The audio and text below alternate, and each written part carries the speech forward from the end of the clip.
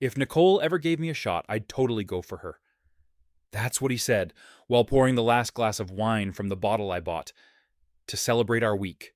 Last week, on a random-ass Friday night, Derek and I decided to do this stupid game we saw on TikTok, the one where you list your hall pass celebs. Just some dumb couple bonding thing after a hell week at work. We'd just landed a partnership at our startup, and we were buzzed and happy. You know, the vibe, candles lit, sweatpants, no more deadlines energy. I went first standard stuff. Ryan Reynolds, Pedro Pascal, whatever. He was laughing, chiming in like, classic Chloe. Then it was his turn. He got through 4 names, then blanked. I teased him, like, come on, you can't even name 5 hot people I win. He looked at me, kinda tipsy, squinted like he was thinking real hard, and then he goes, honestly, if it didn't piss you off, I'd say Jasmine. I laughed for a second, and then I stopped, because he just kept sipping his wine like he hadn't just name-dropped my best friend, our co-founder, like she was some freaking OnlyFans model he had bookmarked. I tried to play it off, tried to be cool. I asked him, wait, you're joking, right? Derek chuckled. Come on, you know she's hot. Like, obviously, if we weren't dating, I'd 100% shoot my shot. I froze. He wasn't kidding. Let me back up a sec. A year ago, I launched a startup with Jasmine, my ride or die since design school. She's the kind of person who can walk into a room and every investor, barista, or intern turns to look. She's tall, sharp, scary smart, and literally built like a Marvel character. And she's with Leon, our CEO and friend. Derek joined 6 months into our startup journey. He had that finance guy who thinks he's God's gift to equity splits vibe. But I liked him. He made me laugh, understood my stress. He knew when to bring Thai food and shut up. He was sweet, or so I thought. Fast forward to now we're living together, running a growing company, and I thought we were solid. Until that sentence. The next morning, I was nursing the kind of hangover that makes you question your career choices, and the man you chose to share a bed with, Derek, he was whistling. Whistling? I asked him. Point blank, did you actually mean what you said about Jasmine last night? No hesitation. He shrugged. Yeah, I mean, obviously. I had a crush on her before I even knew you. Back in design school days. You were like her sidekick or something. I just stared. What do you even say to that? This man who claimed he loved me just casually admitted that I'd always been his plan B. Like I was some low-rent version of the girl he really wanted. I didn't scream. I didn't throw anything. I just walked into the bedroom and shut the door. I felt so stupid. Like I was just the placeholder he settled for while wishing Jasmine would look his way. And the worst part, I couldn't even call Jasmine because she was part of the damn problem. 2 days later, I finally broke. Jasmine kept asking why I was so off during team meetings, why I bailed on our Tuesday wine night. So I told her everything. She went dead silent for a full 10 seconds, which, for Jasmine, is an eternity. Then she whispered, "He said that, like, out loud." I nodded. Then she went off. She wanted to call Derek and cuss him out on speaker. I had to literally hold her phone hostage. I wasn't ready for that, not yet. Instead, I said something like, I just need him to feel the same kind of embarrassment I felt. Like, I want him to choke on his ego. And Jasmine, beautiful, rage-fueled Jasmine smirked and said, "Then let's give him what he thinks he wants." That's when the idea started. What if we staged the perfect storm? Let him think Jasmine was into him.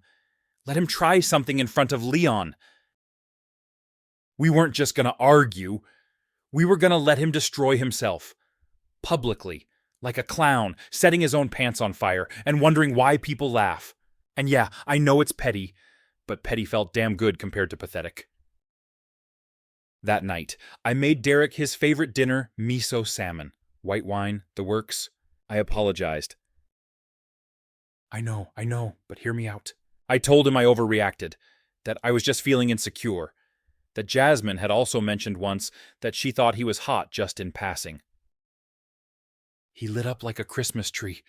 Wait, Really, Jasmine said that? I nodded. Yeah, she just thinks you'd be fun to talk to. Like, if things were different. He grinned, like fully grinned. And that was the moment I stopped feeling like the victim. I saw it in his eyes, he believed it. He actually believed Jasmine wanted him, and that was the setup we needed. 3 days later, we were standing under string lights on a rooftop in Soma, clinking glasses with VCs, developers, and tech bros who couldn't code a Hello World app if their lives depended on it. The occasion a party to celebrate our $2 million seed round. There were gold balloons that spelled growth, trays of overpriced cheese cubes, and 2 bartenders pouring signature cocktails with names like Founder Fuel and Series Sizzle. I wore a black jumpsuit with a deep V, heels that murdered my ankles, and a smile I'd rehearsed in the mirror. Derek, he wore smugness. He hadn't shut up all week about Jasmine. He kept slipping comments like, "So, should I talk to her at the party? I mean, Leon's chill, right?" I just kept smiling and nodding. "Yeah, babe, she'll love it." He thought this was his moment. He thought he was the moment. That night, Jasmine and I had the plan dialed down to the second. Leon didn't know all the details, just that we wanted to test Derek's professionalism in a public setting. And Leon being Leon logical, no bullshit. Secretly terrifying, he agreed. His exact words were, "If your CFO can't handle basic boundaries, he's not worth my trust." So Jasmine shows up looking like a goddess out for blood-sleek red dress, hair slicked back, minimal jewelry, bold lips. She looked expensive. She looked dangerous. I watched Derek see her from across the rooftop. And I swear to God, the man adjusted his collar like we were in a movie. Jasmine winked at me. Game on. We spent the first hour networking like normal. Jasmine worked the room like a pro, Leon sticking close, introducing her to some of the new investors. I stood near the DJ booth, pretending to scroll while low-key watching Derek pace like a horny teenager hyped on caffeine and delusion. Eventually, he made his move. He cornered Jasmine near the bar. I slid into earshot just in time. He starts with, "Hey, I've been meaning to talk to you." Jasmine, all innocent, oh, about what? He laughs. "It's fake, all teeth, no soul, just, you and me. I feel like we've had this connection since day one." I almost gagged. I kept sipping my drink. Then Derek says it the line he'd been waiting to drop. "I feel like if we were both single, we'd be electric." Electric? Who the hell says electric? Jasmine blinks, leans in slightly, like she's unsure she heard him right. Then louder, "Wait, are you saying you'd want to hook up with me?"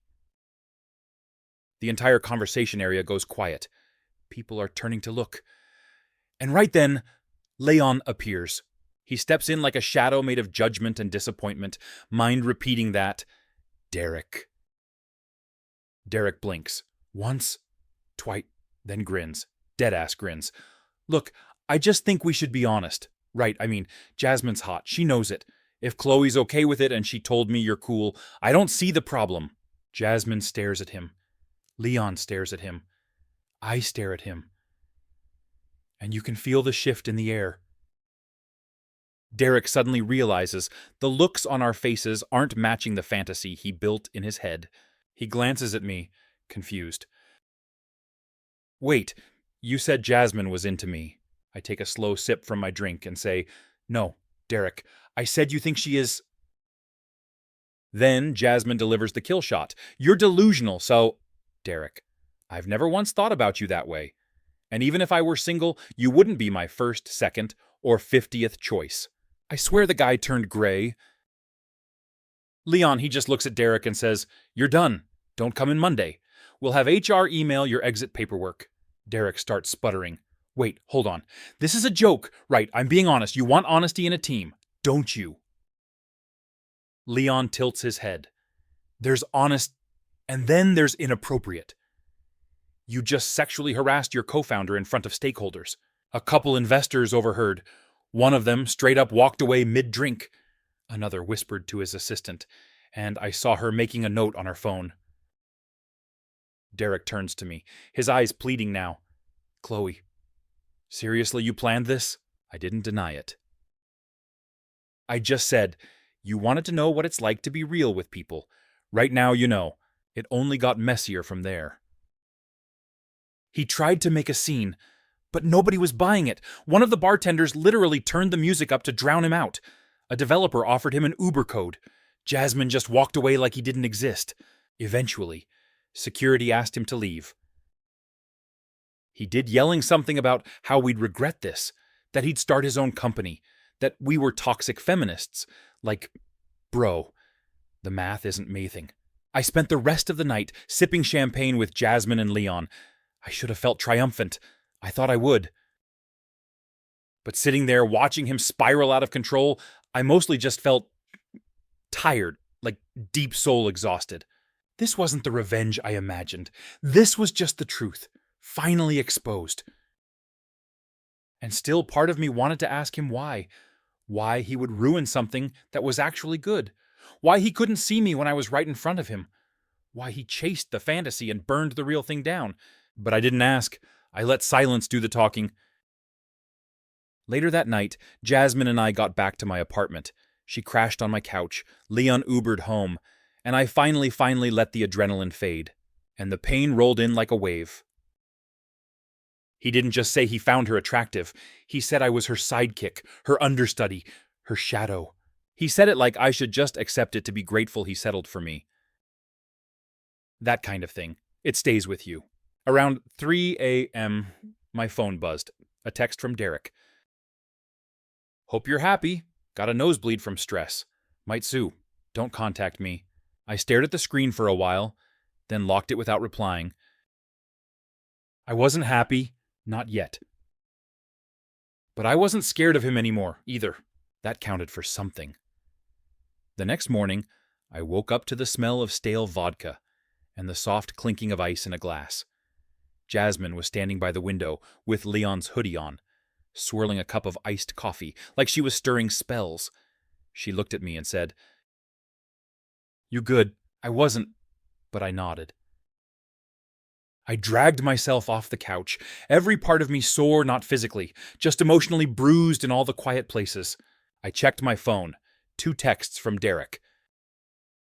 1:42 a.m. You really let me humiliate myself like that. That's effed up. Chloe. 4:11 a.m. Screw you. I went to the ER alone. My blood pressure spiked. Could have died. All for a damn joke. No, Derek, not a joke. Just finally, you reaping your own crap. Still, I felt something twist in my stomach. Guilt, I wasn't sure. I hated that I cared. But I did. I hated that he was somewhere thinking I was cruel, manipulative, calculating, because I wasn't. Or maybe I was. Maybe this is what happens when someone pushes you so far, you stop trying to be the good person.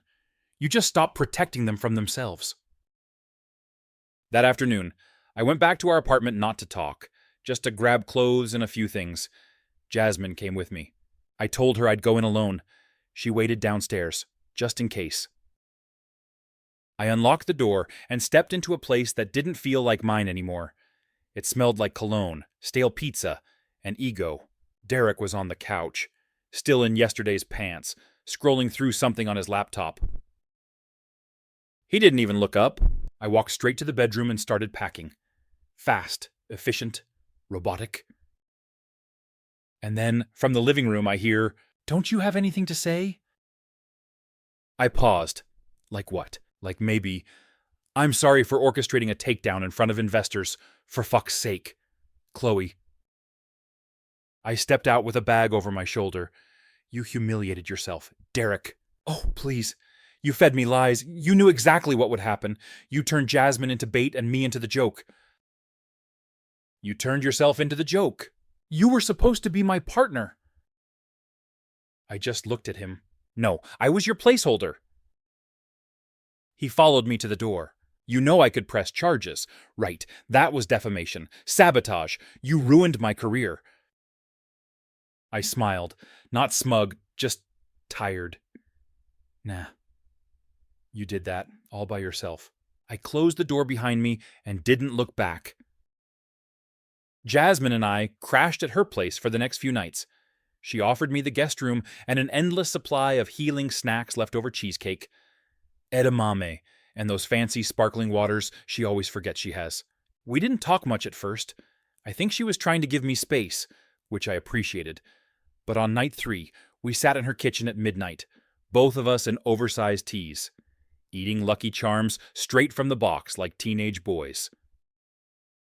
She looked at me and said, "I know it was about more than just what he said." I didn't respond right away. Then I whispered, "It's that he meant it, and said it like it was nothing." She nodded, silent. She got it.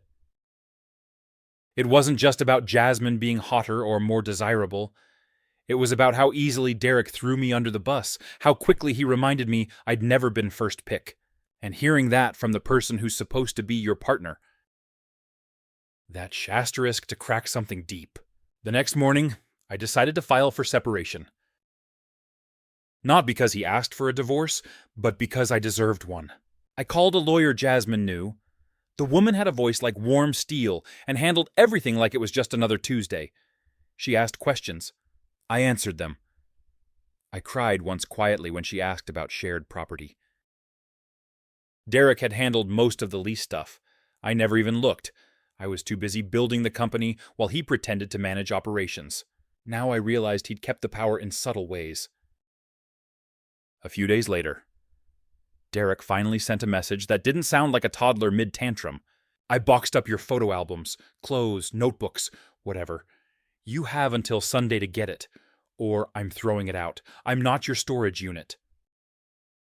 Classy, as always. Jasmine helped me rent a U-Haul, and we made a playlist for the drive breakup anthems and scream-singing Taylor Swift. We loaded everything into the back in silence. He wasn't home, which was a relief. I found a sticky note on one of the boxes that just said, "At least I was honest." I almost lit it on fire, but I didn't. I just peeled it off and shoved it into my back pocket. A souvenir, I guess. That night, we unpacked all my crap into Jasmine's garage. She handed me a Diet Coke, leaned against the wall, and said, "You know, when Leon saw how Derek acted, he looked at me and said, 'That's why I trust you with the brand.'" I smiled, for real this time, because while Derek was out there blaming everyone else, I was rebuilding. Quietly, brick by emotional brick. I wasn't crying in bathrooms anymore. I wasn't begging someone to see my worth.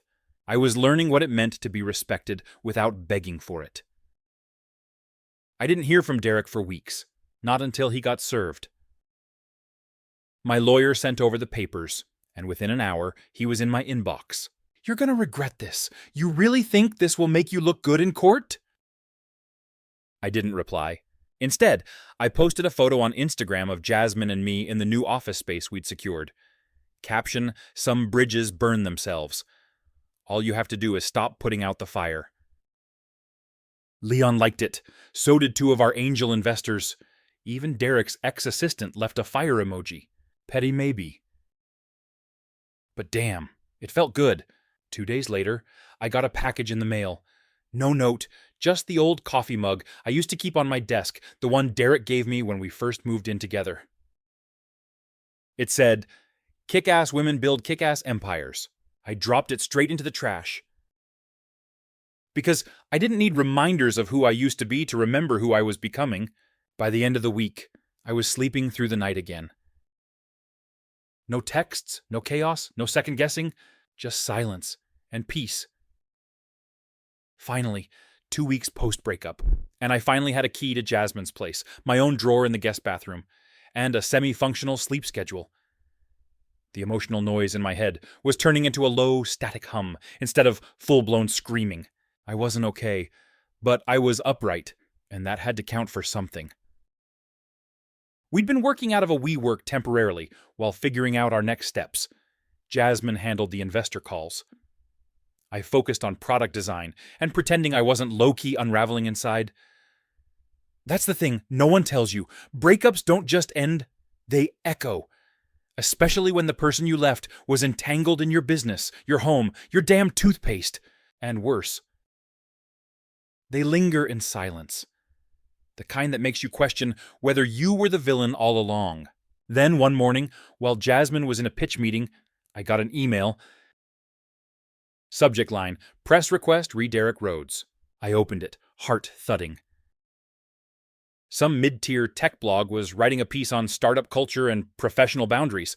Apparently, they got wind of the rooftop fiasco.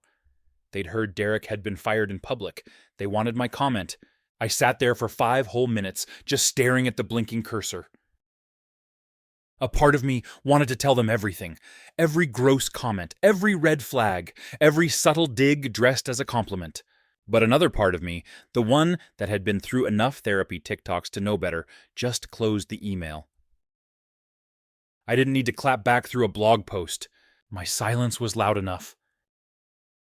Later that day, Jasmine returned to the office and tossed a brown envelope onto my desk. From Leon, she said, grinning. I opened it and found a handwritten note. I've never been more confident in a team than I am in you two. Derek was dead weight. Let's build something that outlives all of us. L. Attached was a revised cap table. My equity share had gone up. So had Jasmine's. I almost cried, like ugly cried. Not because of the money, because someone finally saw what I was worth and didn't try to discount it or flirt it away. That weekend, Jasmine dragged me to a founder brunch, one of those things with avocado toast, cold brew, and an endless stream of people who say things like we're pre-revenue but post-hype. I wasn't in the mood to socialize, but Jasmine insisted I needed to be visible. Halfway through choking on a dry scone, I saw him, Derek, across the patio, wearing sunglasses and fake confidence. He spotted me, froze for half a beat, then walked over like he had something important to say. I braced myself. Hey, he muttered, hands shoved in his pockets. I looked up slowly. Wow, words. Can we talk? I shrugged. You're already talking. Look, I've been thinking about everything, and maybe we both made mistakes. I actually laughed. I couldn't help it. That's the line you're going with. He shifted, clearly uncomfortable. I didn't mean to hurt you, Chloe. I was just confused. Confused as stepping into the wrong Uber. You straight up told me you'd trade me for my best friend if I wouldn't get mad. It wasn't like that. It was exactly like that. Silence. I stood, not to leave, just to meet him eye to eye. Level. You didn't ruin me, Derek. You just taught me who not to build a life with. And then I sat back down, dismissed him with a sip of my latte. He left, didn't even finish his drink. The woman next to me, some dev who worked at a crypto startup, leaned over and whispered, That was savage. I aspire. I didn't feel savage. I felt like I just ripped off the last piece of duct tape, holding my old self together. But damn, it felt good to breathe without apology. Over the next few weeks, things picked up. We finalized a new office space, nothing fancy, but it had windows and a good vibe. We brought on 2 more hires. I started designing again, not just tweaking mock-ups, but building, creating, and for the first time in months, I felt like me again. One night, Jasmine found me at my desk, shoulders tense, eyes glued to Figma. You okay? I looked up. Honestly, I think I'm happy. She smiled. You look dangerous when you say that. We laughed. It was true. But then came the twist I didn't see coming. I was walking home from work one night, headphones in, world tuned out. When I heard someone call my name, I turned. It was Derek's mom. I hadn't seen her since our 3rd date. She always reminded me of a lawyer crossed with a therapist, sharp but unnervingly calm. Chloe, she said, walking up, I was hoping I'd run into you. I've been meaning to talk. I blinked. Okay. I heard about what happened. From both sides. Here we go. And I just wanted to say, I'm sorry for how he treated you. Wait, what? I raised him to know better. To be better. Clearly, something went wrong. I didn't know what to say. I just stood there like an idiot with my mouth half open. She reached into her bag and pulled out a small envelope. These were yours. I found them while helping him move out of his place. Inside were 2 old Polaroids. One of me and Jasmine at our first pitch deck presentation, and one of me and Derek at a street fair, laughing with ice cream on our faces. I hadn't even realized they were missing. I thought you'd want them. I nodded slowly. Thank you. She paused. You deserved more. Chloe, I hope you get it. And then she walked away. No dramatics, no guilt trips, just quiet closure in a crosswalk. When I got back to Jasmine's place, I pinned the Polaroid of us on the fridge. She saw it and grinned. Back when we were broke, but still hot. Still hot, I confirmed. We fist bumped, like the nerds we are. Later that night, as I sat on the balcony alone, I thought about how weird healing is. You think it's going to be this dramatic phoenix rising moment, but mostly, it's just learning how to eat alone again without crying, or realizing you don't miss the way he used to sigh every time you asked for help. It's unlearning the voice in your head that made you smaller, just so he could feel big. And it's making space real space for the people who've always seen you as whole. The month after I moved out was weirdly calm. No more explosive texts, no more surprise DMs, just nothing. It was like Derek had evaporated. Honestly, I assumed he was off licking his wounds, trying to save face somewhere with people who didn't know what actually went down. I wasn't worried, until I got a Slack ping from Leon one morning that just said, "You free for a quick call urgent? Read Derek." And just like that, my heart dropped straight into my stomach. I clicked join call with my coffee still half full, expecting something annoying, maybe Derek trying to file a wrongful termination or talking crap to investors. But Leon's face was already tense when the video popped up. "Hey, sorry to drop this on you, but we've got a situation." "Okay." We ran a full audit before finalizing his offboarding. You know, standard cleanup stuff. Right. There are some flagged transactions. 3 large withdrawals from the marketing budget. No receipts, no trail. I blinked. How large are we talking? Over $60K? My stomach turned. Leon went on to explain that Derek had funneled money from the startup's shared account during the early days of our fundraising, most of it right before our last major pitch. He'd marked them as vendor payments, but there were no invoices, no vendors, nothing, just blank ledger lines and big numbers. He moved it to a holding account under his name, then transferred it out to what looks like a personal card. Holy *T, I whispered. Exactly. It's fraud. And he did it while you and Jasmine were running 20-hour days getting us that funding. I sat in stunned silence. Derek wasn't just a narcissist with a god complex. He was a thief. That night, Jasmine and I sat on her living room floor, surrounded by paper printouts, highlighters, and an emergency pint of cookie dough ice cream. She kept flipping through spreadsheets, fuming. This dude really tried to steal from a company he didn't even believe in. I just stared at one specific number over and over, $14,921.87. That was the first withdrawal. It happened the week I'd pulled my all-nighter redesigning our mobile layout. I remembered because I'd found him asleep on the couch with the TV on when I got home, no thanks. No good job. Just snoring. I didn't even ask where that money had gone. I already knew. Leon told us he was going to file a formal claim. We'd need to submit everything. Legal would handle the rest. But then he asked me, "You sure you're okay with this? It's not just a business move. It's personal." And that hit hard, because it was... Filing charges meant dragging this mess into court. It meant my name, his name, our old life, splashed into emails, statements, maybe even tech news sites if it got out. It meant burning the bridge completely, no turning back, no gray area, no quiet dignity, just war. And for a second, I hesitated. The next day, I took a walk through Dolores Park by myself, headphones in, trying to breathe, I sat on a bench overlooking the city and just watched.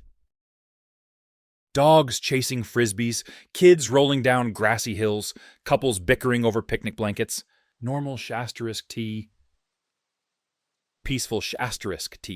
And then, like a sick joke, I saw him.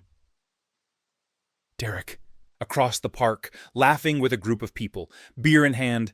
He looked fine. Not like a man in crisis, not like someone who'd wrecked relationships and careers, just fine. And suddenly, all the guilt I'd swallowed boiled back up. He was walking around smiling, while I was waking up at 3 a.m., sweating over decisions he didn't even take responsibility for. He was laughing while I was rebuilding from ashes he lit. That was the final F***ing straw. I met with Leon and our lawyer that night. Jasmine joined in, silent but steady like always. We handed over every document, every receipt, every flagged transaction. I signed the formal complaint with a shaking hand and a rock-solid heart. He doesn't get to walk away like it never happened, I said. Our lawyer nodded. Good, because he won't. The news broke a week later. Not on TechCrunch or Bloomberg or anything major, just a small Twitter thread posted by a mutual in the startup scene who'd heard whispers. Word on the street is a recently ousted CFO from a rising SF startup is under investigation for mishandling $60K plus in investor funds. Someone tell me it's not who I think it is. 2 hours later, his name was trending locally. 3 hours in, someone posted a screenshot of our company's updated About page with Derek's photo removed and mine front and center. That's when the DMs started rolling in. Girl. Is this about Derek? Wait, he stole. I knew he gave creep vibes. You're a queen, just saying. My notifications blew up. Jasmine laughed so hard she dropped her phone in the pasta sauce. I didn't even care. It was worth it. That night, Derek texted me. Of course he did. Hope you're happy. You made me a ***king joke. I didn't respond. Instead, I posted a photo on LinkedIn. Not shady, not dramatic, just me and Jasmine at the new office, smiling in front of our logo. Caption: when people show you who they are, believe them, and then build something better without them. A few days later, Derek's lawyer tried to negotiate a settlement to avoid court. Leon refused. We weren't doing hush money. We were doing consequences. We found out he'd already been blacklisted by 2 investors we used to pitch with. Rumor was, one of his old college friends dropped him from their fintech project the minute they saw the article. Karma was clocking in, wearing heels and walking fast. But despite the justice, I didn't feel triumphant, just clear. Like I'd finally set down a weight I didn't know I'd been carrying. Derek had made me question my worth for years, subtly, slowly. With jokes, with silence, with words like just being honest. But the truth was, I'd been honest too. I just hadn't been heard. Now they were listening. Jasmine and I had dinner the night the settlement was officially rejected. She raised a glass to me. To clean slates and dirty audits. I laughed. To doing better and never dating finance guys again. We clinked glasses. It felt good, not petty, not performative, just earned. That night, I fell asleep in my own new apartment, a space I found myself, furnished myself, filled with light and plants and silence. No more texts asking where I was, no more walking on eggshells. No more questioning if I was enough. I'd stopped trying to prove myself to a man who couldn't even spell accountability. And that was real freedom.